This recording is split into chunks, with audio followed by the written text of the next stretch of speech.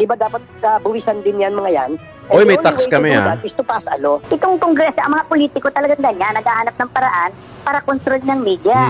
Hindi pa naiintindihan ng kongreso na hindi sila pwedeng magpasa ng batas na lumilimit sa freedom of the press. Pero ginagawa pa rin, yun lang ang gusto ng politiko.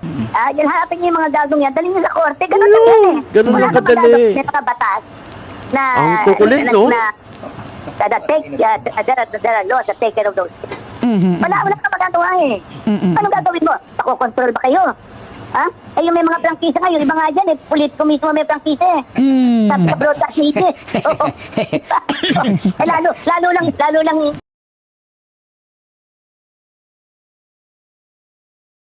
Tunay na balita, walang kinakampiyan, sumasalamin sa katotohanan lamang. What's up mga kayon? Welcome back pa rin syempre dito lang sa Joe Malone TV para sa programa natin na Issue ng Bayan, ating pag-usapan. Today is February 22, araw ng Sabado dito sa Pilipinas. Umpisahan na nating painitin ang mga ulo natin. Oo. Yeah.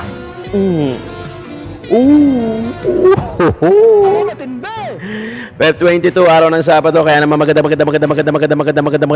umaga, hapon o gabi sa inyong lahat. Unang-una, maraming salamat sa mga tumatangkilik, nanonood, tumatambay, kakabasa ko lang ng comment. Maraming salamat sa inyo ha, lalong-lalo na yung bumabalik tapos nagsabi na akin ka lang Joe Malone.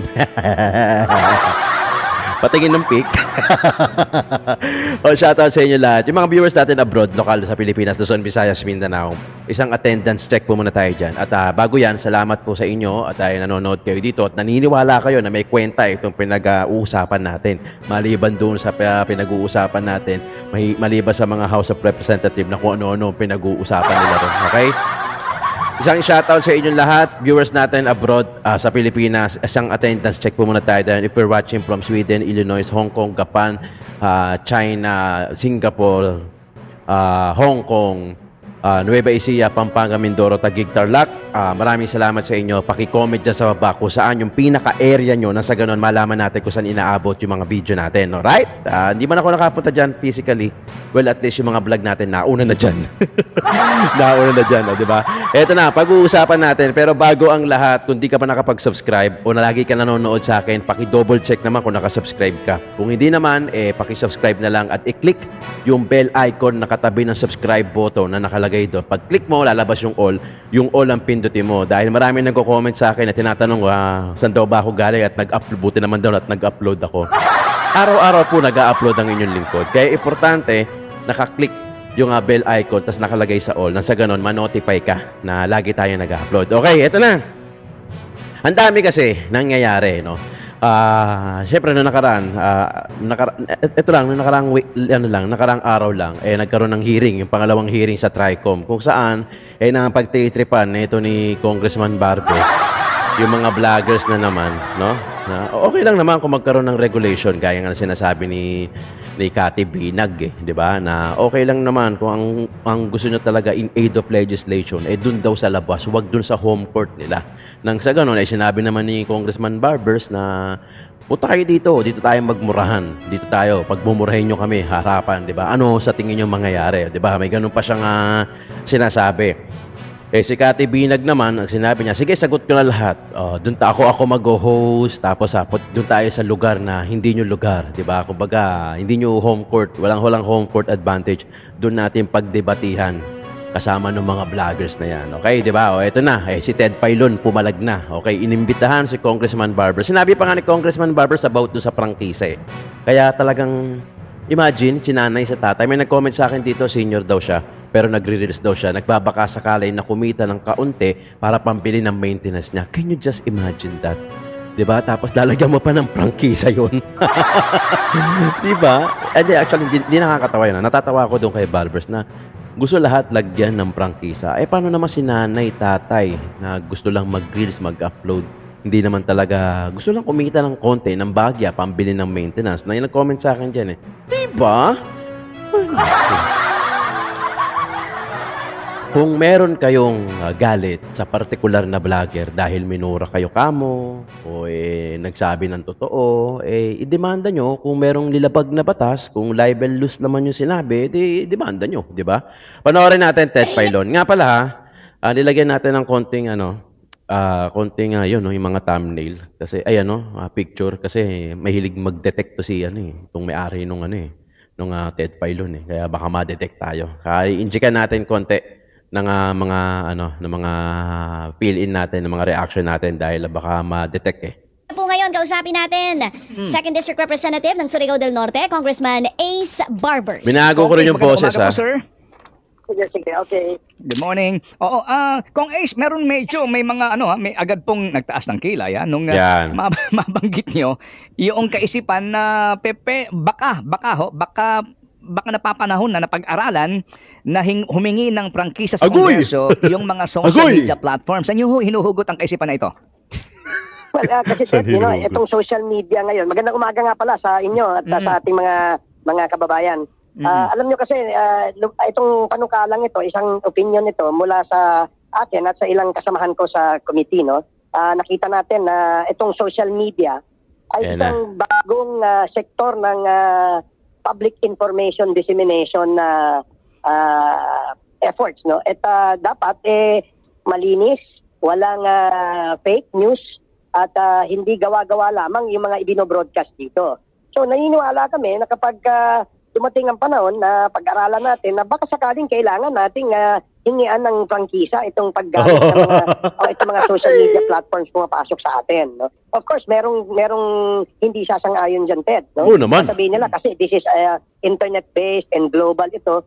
Pero kung sa punto naman na kung sila ay kumikita rito at dahil sa dami ng mga Pilipino na gumagamit ng social media platforms na to, hindi ba dapat magkaroon ng regulasyon? Hindi ba dapat buwisan din yan mga yan? Oy, And may the only tax way to kami, do ah. that is to pass a law. May Yun ang tax aming kami. paniwala, Ted. Opo. Ano po ang inyong mga ang pinag-iisipan ditong platform na yun nga na maaaring pag-aralan, hindi pa naman to pinal, no, pag-aralan na humingi ng congressional franchise. Anong mga platform to, sir? Alam natin kasi na yung YouTube, halimbawa, no, ito ay nakakapag-monetize sila, no, nung kanilang yung mga certain number of subscribers, kapag umabot ito sa kanilang threshold, nakakapag-monetize o nako-convert to cash yung kanilang mga pinopost or yung mga content online. So YouTube, yung Facebook, meron ding monetization dyan. Wala namang problema ron. Siguro yung Instagram, no, but bottom line kasi, Ted, no, itong mga platforms na to, ang lagi nilang dinadahilan na sila ay US-based, sila ay Singapore-based, pero ang nag-a-advertise naman sa kanila may mga Pilipino. At dyan po sila kumikita, no? Doon sa kanilang pagbibigay ng ads dito sa platform na ginagamit din ng mga social media actors or yung mga sinasabing vloggers. So sa ganung punto, nakita natin na posible naman na bakit naman ang kumikita yung abroad? Ba't hindi naman kumikita dito yung Pilipino? Dito sila nakikinabang. Dito pinakamalaki yung market nila sa social media. Siguro tama lamang na pag-aralan natin na paano bang makikinabang ang Pilipino dito sa mga social media platforms na ito. Opo. Yan po yung usapin po ng taxation and the payment Yes. ng corresponding fees. May tax para po kami, sa kanilang kinikita habang they are operating sa Philippine setting. Pero kapag Magbabayad kami pinag-usapan ng na tax. natin kung yung franchise, di ba sa franchise ng TV stations, may mga kulatilya yan, di ba? Yung mga meron ka dapat na sundin, na mga patakaran, etc. So, magkakaroon rin po ng ganun kung sakasakali. Yes, Ted. No? In fact, ang layunin nitong TRICOM ay magkaroon ng isang pamantayan at panuntunan ang paggamit ng social media. Ika nga, dapat magkaroon, number one, code of conduct ang mga actors dito. Gaya sa inyo sa broadcast media, kayo ay nasa ilalim ng isang regulatory body na KBP. Ganon din naman po doon sa mga manunulat, no? NUJP. In fact, kahit nga po sa advertising, may advertising board that regulates and disciplines yung mga members that they see that are violating, no, yung kanilang mga panuntunan. So itong mga patakaran na ito dapat magkaroon Laki niyan, dami niyan. No, doon sa mga gumagamit ng social media. At kapag ito yung na-violate o naabuso, siguro may karampatang ding mga penalties ito, Ted. Okay, sige po. Well, ito ho naman po ay kaisipan pa lamang, at of course, definitely subject to further studies ito. Ito ho bang, ito ba ay nabubuo, may draft na ho ba na panukala ito na maaring umabot hanggang 20th Congress? Kayo ho ba'y meron pang isang term, Congressman? Wala na, Ted. No? Ako'y graduate na. Hindi na po ako kandidato. Wala po akong tatakbuhan sa ngayon. Ito namang panukalang ito, sana may pasa ito bago mag-sinidye adjournment ang 19th Congress. Pero kung hindi naman po, malamang ipagpapatuloy din po ito sa next Congress. Para naman po ito sa ating lahat. Ayaw po natin kasi na, Ted, no, araw-araw may nagmumura. No? Oo. Alam natin ang ating mga kabataan meron Yun ang ayaw mo, 'di ba? Hindi 'di ba? Dahil na ano mo sila, i-demanda mo sila, ikasuhan mo sila yung mga nagmumura sa iyo, 'di ba? Yun lang naman ang bottom line nun yung mga galit ka lang sa mga vlogger na nagmumura sa iyo. access sa social media. Buti nga sana kung nagmumura lang. Yung iba dyan, nananawagan ng kaguluhan, nananawagan ng people power, o hindi kaya, nananawagan ng kudita. No, ito ba yung mga Yun ang papayagan kasuhan nyo. sa mga gumagamit ng social media platforms na ito? I think, no, dapat ito ay magkaroon ng isang patakaran at panuntunan. Kasi ito ay isang industriya natin at hindi ito birong industriya, bilyong-bilyong piso ang umiikot dito. And I believe no na dapat ma-regulate ito ng gobyerno. Gaya rin sa prangkisa na binibigay sa TV stations at radio stations. Okay, sige po. That is duly noted, Mr. Chair. na inyo pong kaisipan namin yun, no? Ano rin, kumbaga pag-isipan, pag-aralan at pag-usapan. Hindi pa naman to pinal. Sige. So sa ito lang po, yung subpoena ad testificandum na inilabas kahapon ng komite, how will you go about it? Na meron pong ilan na naghain ng petition sa Supreme Court, kine-question po ito. Paano ho yung kapag hindi sila sumunod sa subpoena, Congressman? Ayon po sa rules ng Kongreso, Ted, no, kapag meron pong hindi pagsunod o pagrespeto sa mga imbitasyon, lalong-lalo na itong subpoena, meron pong karapatan ang komite na mag-cite in contempt dun sa mga taong na hindi tumugon no dun sa ating imbitasyon at hindi Doon sa rules sa ng mababang contempt kapulungan. na rin And because meron pong pending petition before the Supreme Court, kami naman po, kung mauuna po yun, re-respetuhin namin kung ano man po yung magiging decision dyan sa kanilang hinihaing na petition sa Korte Suprema. Pero in the absence of the ruling sa petition na yan, dapat po siguro tumugon sila. Although may argument yung iba, sinasabi nila kapag sila ay humarap sa mga pagdinig na ito, moot in academic na yung kanilang petition. May punto rin po. Kaya nga magandang pinag-aaralan at pinag-uusapan po ito. Okay. Kailan po ang inyong next hearing, Congressman? Wala pa pong na-set na schedule kagahapon. Mag-uusap po ulit yung tatlong komite, yung chairman ng tatlong komite. Sila po magsiset. Opo, kung kailan ang next hearing po ninyo. Okay, sige po. So, Kong A, salamat sa inyo pong panahon at paliwanag sa importanteng isyong ito. Salamat, sir. Nawala na si Kong. Okay mga kayo, ganito lang yan. Kung halimbawa yung mga nananawagan na mga pangkudeta, yung mga nagper-persuade, sana yun na lang yung i-demanda nila, di ba? Yun yung i-report. Ayaw kasi nila mag-report di ba? I-report nila yon. I-report nila sa Facebook or sa YouTube man o sa kahit sa mga social media platform. Hayaan nyo yung Facebook at YouTube ang umaksyon. Ita-take down naman yan kung nakapag-violate yan. Ita-take down ako. Maraming beses na ako nasuspindi dito sa channel natin. Maraming beses na ako nasuspindi. Kaya syempre, may mga rules and mga terms and conditions din naman yan. Kaya kung wag nyo nang lahatin, di ba? Para pati yung mga sinanay si tatay na nagre-release para makakuwala ng konting pang-maintenance nila. Damay pa sila dyan sa prangkisa na yan. Di ba? Although malawak yan at medyo matagal-tagal pa yan, hindi mo na pa naman pinal, pero nakikita ko kasi parang napipikon na ito si Kong Barber sa mga sa mga vloggers na tumitira sa gobyerno. Di ba? Bakit naman yung mga komedyante, yung mga nagko-content na mga comedy, yung mga nagpa-prank, ibig sabihin, pati sila kukuha din. O bakit sila hindi napag-iinitan, di ba? So, napag-iinitan lang yung mga political vlogger na iilan na ang tinitira yung gobyerno. Wala naman kaming tinitira sa gobyerno. Sinasabi lang namin yung opinion namin, yung reaction namin, yung sa tingin namin na akala namin tama o tama man o tama talaga. Yun lang yung kinokomentan namin. Yun lang yung nire-react namin. Bakit kayo napipikon? Di ba? Bakit kayo napipikon na tila ba lalahatin nyo na lahat, pati yung mga hindi naman trabaho yung ganito, palibangan lang, 'di ba? Nagre-release lang o kaya gusto lang niya makita na yung mga video niya naka-upload para makita ng mga anak niya paglaki, 'di ba? O di pati 'yon kukuha ng prangkisa, 'di ba? Yan ang sinasabi ko, 'di ba?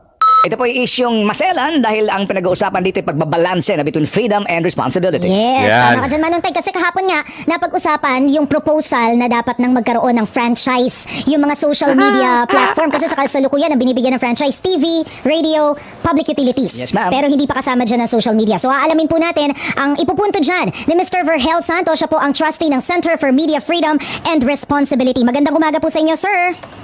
Magandang umaga naman. Apo, good Apo. morning. Good morning. Si Maricel po ang ating kasama, Sir Vergel, si Ted Pailon po ito. Go ahead. Magandang umaga. Okay. Opo. Sir, simulan ko na muna. Tungkol po dito sa tingin ninyo doon sa proposal na bigyan ng franchise. Dumaan sa Kongreso, kumbaga. Oo, idadaan sa Kongreso yung mga social media platforms. Yan. Una, kailangan nilagay natin sa context yan. Ano ba yung prangkisa? No? Ang prangkisa bayad sa pribilehyo na gumamit para pagkakitaan. Ano? Ang posibilidad ng Estado. Yung mga facilities. Pasilidad ng mga Estado. Alsada, tulay, waterways, ports, airport, airspace, power grid, at sa media, yung tinatawag nating rock band. No? Bakit kailangan ng prangkisa yan? Kasi kailangan ang that order and safety should be maintained in these cases.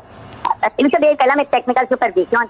Kasi ang kalsada at itong mga bagay na ito, road band, limited ang capacity nito Kaya kailangan ng pribilehyo no?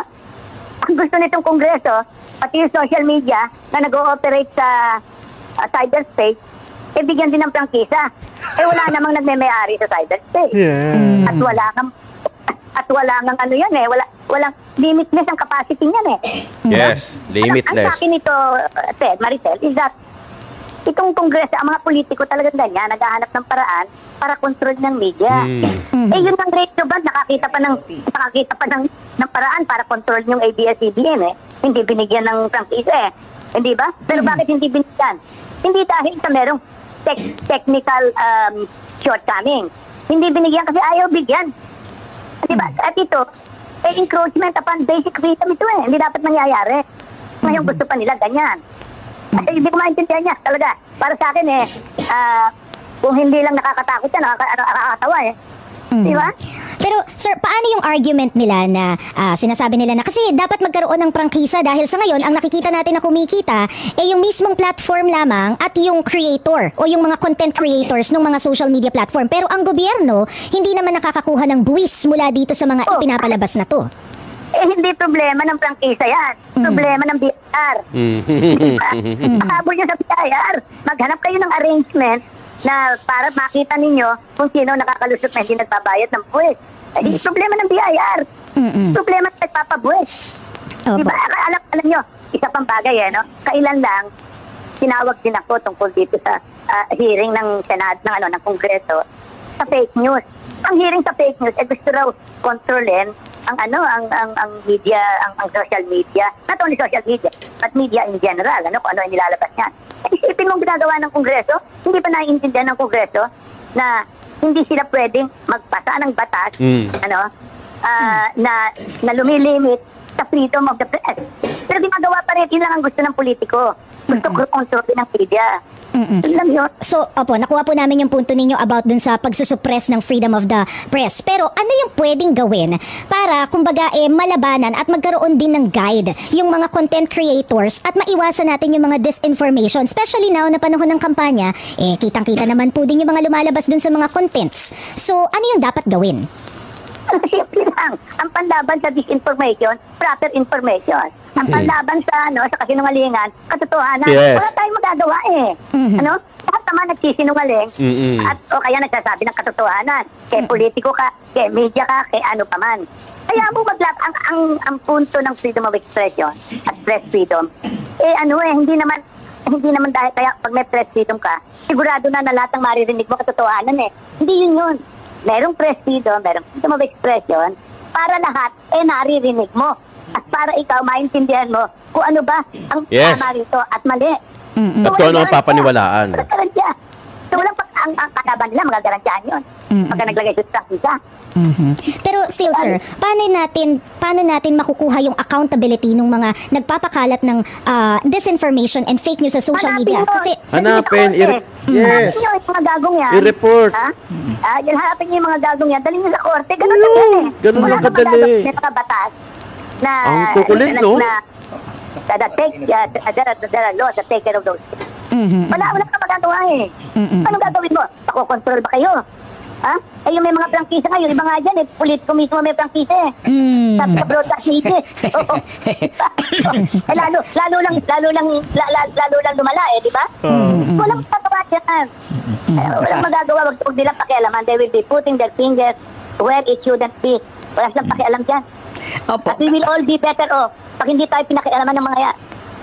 Kaverhel, kayo po inimbitahan din ng TRICOM. Sumagot ba kayo sa imbitasyon?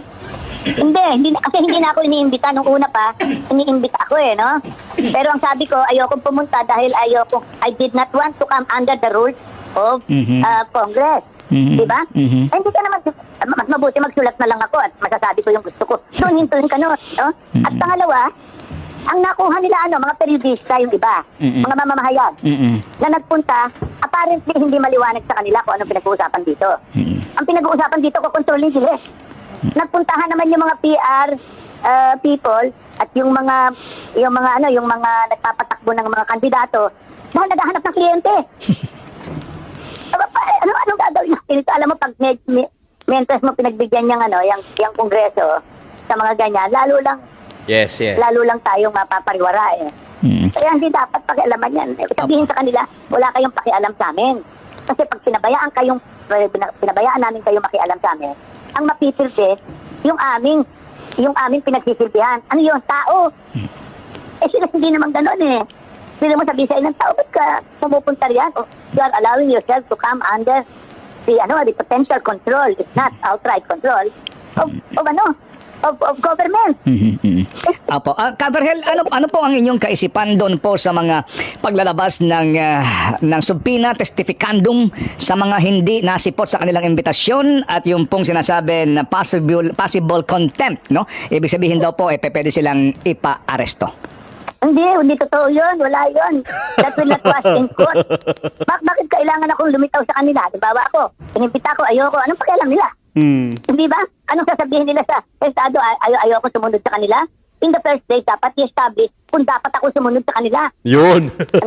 We are here talking about freedom of the press. Yes. Ha?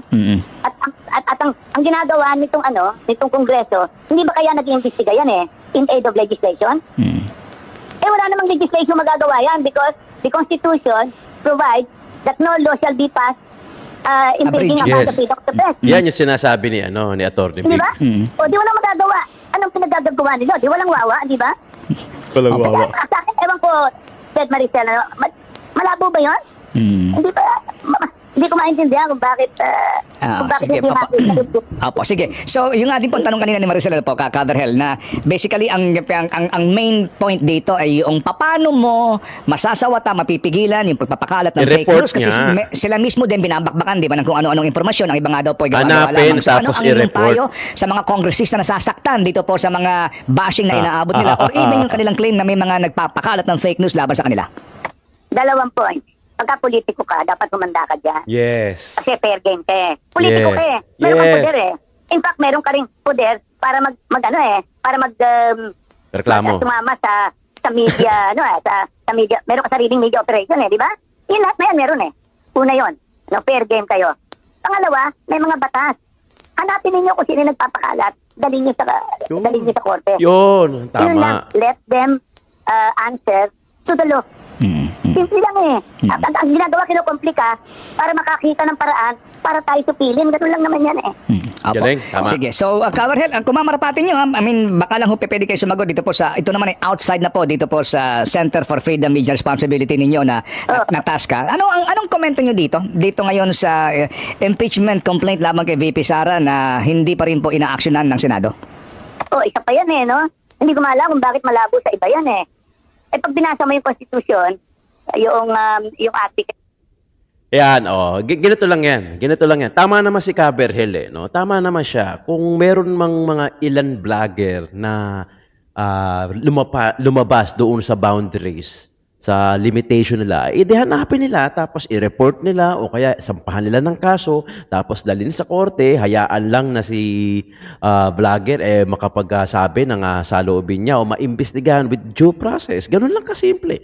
Bakit pa ginagawa nito mga kongresista na gawing komplikado? Na ija-general pa, bibigyan pa ng prangkisa. Halatang no? Halatang asartalo kasi yung mga iilang kongresista, kaya ito naman yung pinantatapat nila na lagyan kaya natin ng di ba? Lagyan kaya natin ng prangkisa yung mga yan, di ba?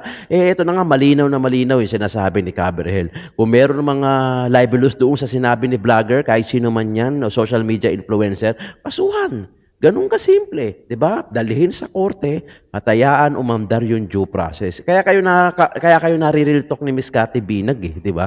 Huwag tayo diyan sa home court nyo, doon tayo sa labas. 'Di ba? Kasi diyan home court nyo 'yan, meron kayong home court advantage, 'di ba? Kung talagang ang gusto nyo magkaroon ng regulation, kausapin nyo, 'di ba? Outside doon sa court nyo, outside doon sa territory nyo kasi territory nyo 'yan 'di ba?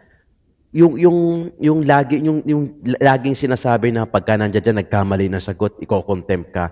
Gawa nyo yun. Gawa nyo yun. Hindi namin invento yun. Hindi namin yan biglang naisip tapos sinabi namin sa inyo, kasi dyan, nagko-contempt kayo. Hindi.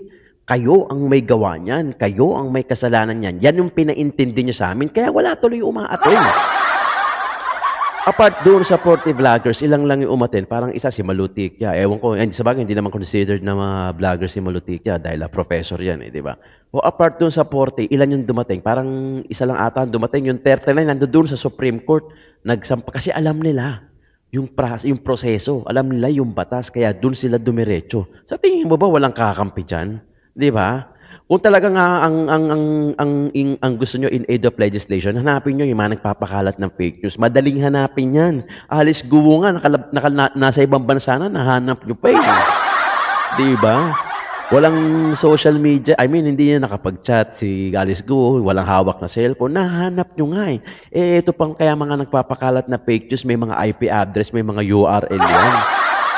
Kaya nyo yung kung tutuusin, ayaw nyo lang. Gusto nyo parusahan lahat. Sa totoo lang, gusto nyong sugatan lahat ng mga vloggers, even the social media influencer, even yung mga baguhan, even yung mga nagbabakasakali lang na kumita ng bahagya, di ba?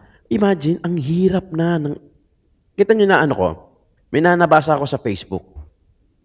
Nakita na ng mga Korean scientists yung undo button na kung saan yung mga tumor cells ibabalik sa normal cell. Di ba? Nakita nila, nahanap nila. Nakita ko sa Facebook, hindi ko na kasi nabasa ko lang. Mahilig kasi ako magbasa So nabasa ko lang na yung tumor cells pwede nang gawing normal. Undo button nga ang title nila. Undo button sa mga may na yan, yung cancer cell na yan. 'Di ba? Tayo pinag-uusapan natin eto. Ang daming pwedeng pag-usapan, gawan ng batas kung saan mapapagaan yung buhay ng sambayan ng Pilipino. Pero ang ginagawa ang pinag-uusapan natin dito, kung paano bigyan ng prangkisa yung mga vlogger. Di ba? Huwag niyo sabihin major problem yan. Di ba? Nandiyan kayo sa publicity, public servant kayo di ba? Anong gagawin natin? Uulanin at uulanin. Yung mga pulis nga nakakatawa yung mga pulis Alam mo kung bakit? Ganito Yung mga pulis, di ba? Pasintabi sa mga kaibigan kong pulis, pero hindi totoo kasi ito real talk to. Di ba? Pag gumagawa ng mabuti, in-upload sa social media, pinagtatawanan. Di ba? Pero hindi naman sila nasasaktan. Kasi alam nila yung trabaho nila Alam nila na maximum tolerance, tinuruan sila dyan. Bakit kayo mga nasa gobyerno? Bakit kayo pa yung mga nasasaktan? Ito mga kapulisan natin, di ba? Hindi ko sa kinakampihan yung mga kapulisan pero marami akong tropa kasi yung pulis at naiintindihan ko yung trabaho nila. Maximum tolerance, kung maximum tolerance. Meron nga dyan, nung rally, binugbog di ba? Pero okay pa din, di ba? Bakit kayo? Hindi naman kayo nabubugbog pero kayo pa yung una nasasaktan. Di ba? Kumbaga, nagsha-shadow boxing na lang kayo tapos tinatamaan pa kayo. Bakit naman ito mga kapulisan natin? Hindi naman. Real talk yan. ayokong ano kasi marami namang naniniwala ako na maraming mabubuting pulis, 'di ba? Alam nila yung maximum tolerance. Yung iba diyan umaabuso. Oo, totoo 'yun, real talk. Pero yung iba naman diyan, may maximum tolerance yan. O bakit sila? Nabubugbog, tinatamaan, front line sa mga welga, napupukpong, natatamaan ng bato, pero hindi nagrereklamo, maximum tolerance. Kayo, nakaupo kayo dyan, di aircon. Mga kongresista kayo. Tapos salita lang, verbal lang, tinatamaan kayo, nasasaktan, nabubugbog pa kayo. Anong klase? Di ba? Ang daming pwedeng pag-usapan, ang daming pwedeng gawan ng batas. Di ba? Hindi ko sinasabing hindi ganun ka-importante to. Siyempre, fake news. Hindi ko tinotolerate yung fake news. In the first place, hindi ko tinotolerate yung fake news. Kung nagpe-fake news ako dito, walang manonood sa akin. Di ba? Pero punteryahin nyo yung mga nagpapakalat ng fake news para hindi kayo mahirapan, para hindi komplikado. Specific nyo, i-downsize nyo doon sa mga nagpapakalat lang ng fake news at sila lang yung i-demanda nyo, sila lang yung idali nyo sa korte at gagawa ng due process. Huwag nyong lalahatin dahil hindi naman lahat bumuboses para sa inyo eh. O sa gobyerno natin na to eh. Hindi naman lahat against sa gobyerno, di ba? Yung iba dyan, nagko-comedy, nagpa-prank. O, paano yun? Lahat dyan, may prangkisa na. Ang lawak ng dating. Grabe naman talaga. O, di ba, mga kayon? Simple lang. Ganun lang. Hindi, kasi nakakaano lang, no? Nakakaano lang. Ang daming mahihirap na Pilipino. Ang daming nahihirapan. May nag-comment ka sa akin, actually, kanina lang. Nakakabasa ko lang, kaya naisama ko. Sinabi niya, senior citizen na ako, pero nagtatry ako mag-grills para lang makakuha ng konting sahod, mapambili ng maintenance ko. Di ba? Tapos lalagyan nyo ng prangkisa. Anak ng puta naman buhay yan. Di ba? Ang lupit nyo naman. Di ba? Ang tindi nyo naman. Di ba?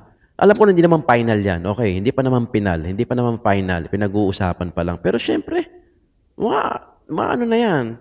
Mahawalan na ng gana yan. Di ba? Mahawalan na ng gana yan. O paano na lang kukuha namin? Bakit? Di ba? Nabibigyan nyo ba ng pang-maintenance yan? Mga yan, di ba? Grabe na ito mga kayon. Kaya kung ako sa inyo, iboto nyo, PDP laban, strict. Sa totoo lang.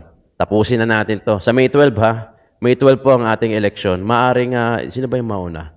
May 12. Tapos baka, di ko alam kung mauna yung sa abroad o late sila. Pero kung ano man, either way, lagi nyo tatandaan, isipin nyo kung sino yung mga kandidato na ang uunahin yung tao. Hindi yung kaalyado nila. Hindi yung posisyon nila. Di ba? Marami dyan namamangka. Marami dyan sumasayaw. Marami dyan pumirma kaysa napilitan o pumirma man dahil merong kapalit na ganito na pera. Marami man dyan. Pero isipin nyo lagi na yung iboboto nyo, yung uunahin yung taong bayan. Yung uunahin yung talagang lulutas sa mga problema kinakaharap ng sambayanan. Kaya yan eh. Nagawa nga ni Duterte. Diba? Nagawa nga ni President Roa Duterte. Lahat yan noon, di ba? Sad to say lang kasi hanggang 6 years lang yung pagka-presidente, di ba? Kung tutuusin, sana yan ang gawin na lang ng batas. Kung sino yung mga magagaling na na pwede pang tumakbo ulit, di ba? Kung gusto ng tao, tayo dapat yung masusunod, hindi sila. Kasi mas marami tayo eh. Mga kayon, suportahan nyo si BP Inday Sara. Suportahan nyo rin ang mga channel na tulad namin, Joe Malone TV, na patuloy na lumalaban at sumusuporta kay BP Inday Sara. Wala naman eh. Wala na ako nakikita. Kung meron man, syempre sila Congressman Rodante Marcoleta, dagdag yan. Sila Atty. Big, sila Jimmy Bondo, sila Isko Moreno, saka sila Along Malapita. Yan yung mga sinusuporta natin Pastor Apollo Kibuloy. Pero nag-iisa lang ang Roa Duterte. Nag-iisa lang, di ba? Kung meron man niyang ka-duplicate, malamang nga si BP, o kaya si Pulong, o kaya yung isa pang Duterte, yan, mga Duterte. Yan na yun eh, di ba? Sila Atty. Vic, sila yan in additional, pero nag-iisa lang ang Rodrigo Roa Duterte. Sayang, di ba? Sana siya na lang eh, no? Sana siya na lang lagi yung presidente natin. Ang ganda na ng Pilipinas. Diyos ko po. Grabe. Mga kayon, maraming salamat sa pagtutok at pagkikinig. Joe Malone TV sa programa natin na Issue ng Bayan, ating pagsapan.